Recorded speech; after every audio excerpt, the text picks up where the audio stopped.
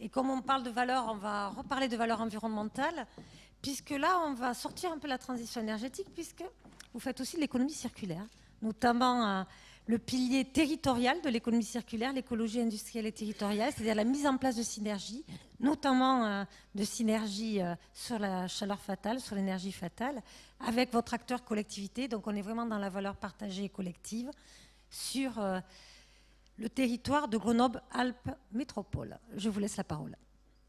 Merci.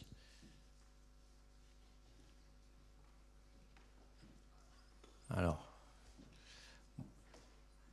là, on est allé un peu trop en avant.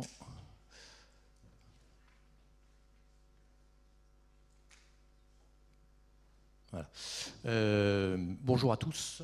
Je vais vous présenter un projet qui est un partenariat entre la compagnie de chauffage de Grenoble et le site de Solvay, qui est au sud de Grenoble, sur la commune de Pont-de-Claix. J'en profite pour saluer mes collègues de Solvay à La Rochelle qui ont déjà, depuis quelque temps, signé un partenariat avec la ville de La Rochelle qui est assez similaire à ce que l'on est en train de déployer sur la ville de Grenoble. Alors, j'avais un petit clip vidéo pour accompagner mon propos. Bon, on a des petits problèmes techniques, donc j'insisterai plus sur un slide sur les principes d'échange. Mais ce que je voulais, là où je voulais orienter mon propos, c'est aujourd'hui comment on développe un partenariat avec comment l'industrie s'intègre dans le tissu et dans ses communes. Et c'est un exemple de projet d'intégration. Alors, tout d'abord, donc, il y a une vision partagée entre le groupe Solvay et puis le président de l'agglomération de Grenoble ou l'agglomération de Grenoble. Puisque Solvay a une ambition qu'a présentée notre président Clamadieu en matière de transition énergétique, qui est de réduction de 40% de l'intensité des gaz à effet de serre à horizon 2014-2025, enfin sur cette période-là.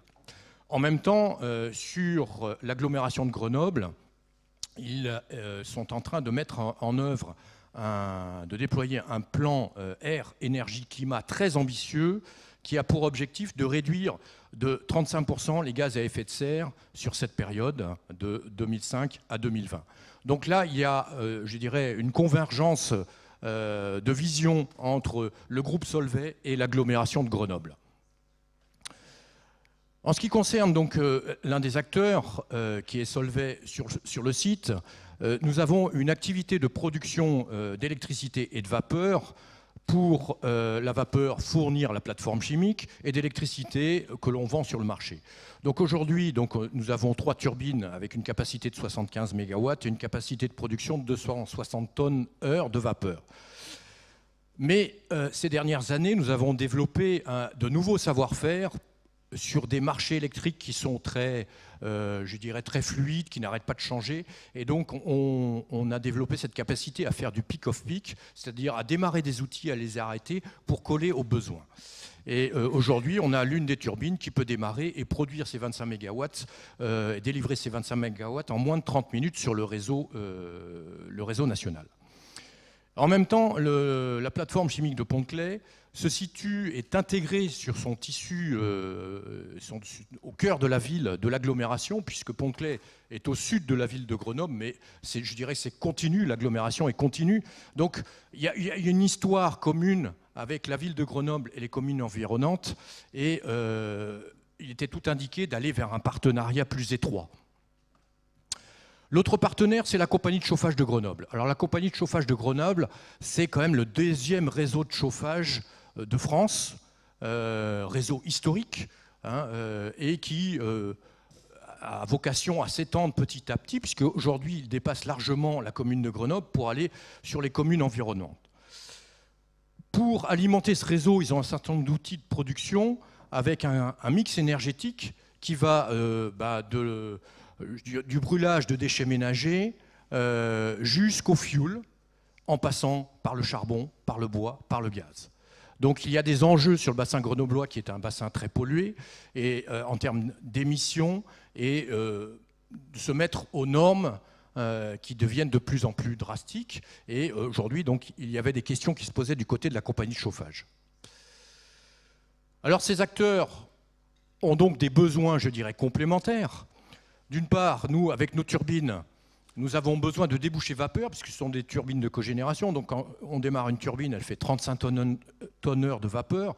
Donc si je veux pouvoir soutenir le réseau électrique, il faut que je puisse aussi vendre ma vapeur et ne pas la mettre au toit. Donc on avait besoin de débouchés complémentaires. On avait des outils surcapacitaires, alors qu'en même temps, la ville de Grenoble avait des projets d'investissement très onéreux. Donc il y avait donc des convergences pour éviter des capex.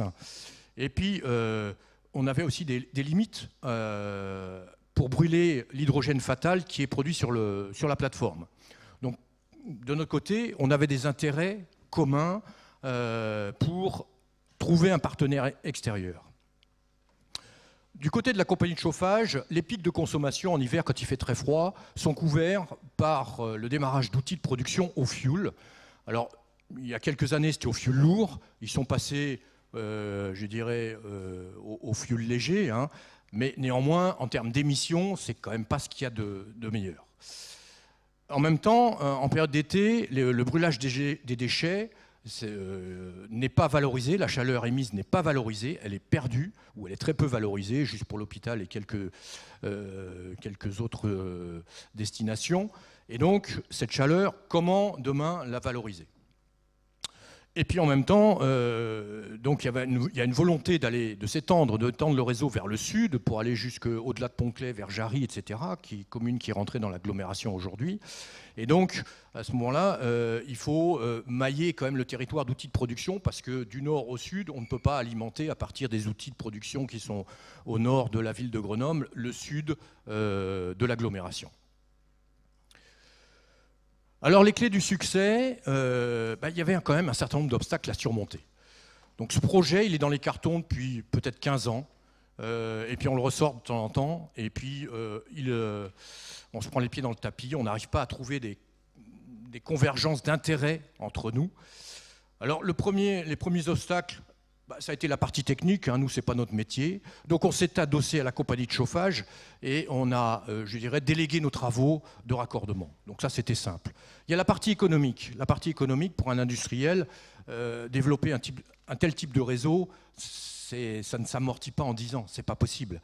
Donc il faut trouver des leviers, et donc là on s'est tourné notamment vers l'ADEME pour voir qu'est-ce qu'on pouvait explorer comme type de subvention pour réaliser ce réseau. Après, il y a les obstacles administratifs, bon, voilà, avec l'Adréal, etc. On a trouvé des solutions. Et puis, la dernière chose, c'était l'alignement. L'alignement avec le politique. Donc, il a fallu voir le président de l'agglomération, les maires des communes, et voir comment on pouvait justement avoir cet appui du politique qui était essentiel pour arriver à déployer ce projet. La compagnie de chauffage étant une délégation de service public, il fallait qu'on ait le soutien du politique et un alignement des intérêts convergents. Voilà. Et donc la réponse est à un partenariat entre la compagnie de chauffage, Solvay, l'ADEME et l'agglomération de Grenoble. Alors le principe de fonctionnement, ça marche dans les deux sens. Vous avez à gauche Solvay qui, en hiver, va alimenter la compagnie de chauffage, ce qui va lui permettre en même temps de produire de l'électricité de pointe. En même temps, du côté de la compagnie de chauffage, ça va permettre d'effacer du fioul. Et donc tout ça, c'est vertueux et permet d'éviter des émissions en hiver. En été, c'est le même pipe qui va fonctionner dans l'autre sens et qui va importer de la chaleur qui vient de l'unité de brûlage des déchets ménagers et que nous allons valoriser en réchauffant notre eau, ce qui va nous permettre d'utiliser moins de gaz naturel pour produire notre vapeur. Et donc, c'est aussi vertueux pour les émissions. Voilà, donc là, typiquement, c'est un projet d'intégration de l'industrie dans la cité. Il ne faut pas opposer l'industrie polluante aux portes des grandes villes. Il faut trouver des partenariats. C'est de l'activité, c'est de l'emploi, c'est de l'image pour les industriels et une meilleure intégration. Alors le temps d'après, les projets que l'on souhaiterait développer, et on a des discussions actuellement, c'est peut-être développer un smart grid avec la ville de Pont-Claix, donc avec un pilotage de leur réseau, Donc nous valorisant nos outils de production et en même temps mettant à profit tout ce qui est capacité de stockage, ce qu'on a pu voir ce matin, ce qui nous a été présenté lors du master. Voilà. Donc c'est véritablement ce type de projet qu'on veut pour améliorer l'intégration dans son territoire de nos industries. Voilà, je vous remercie. Merci aux 3 intervenants.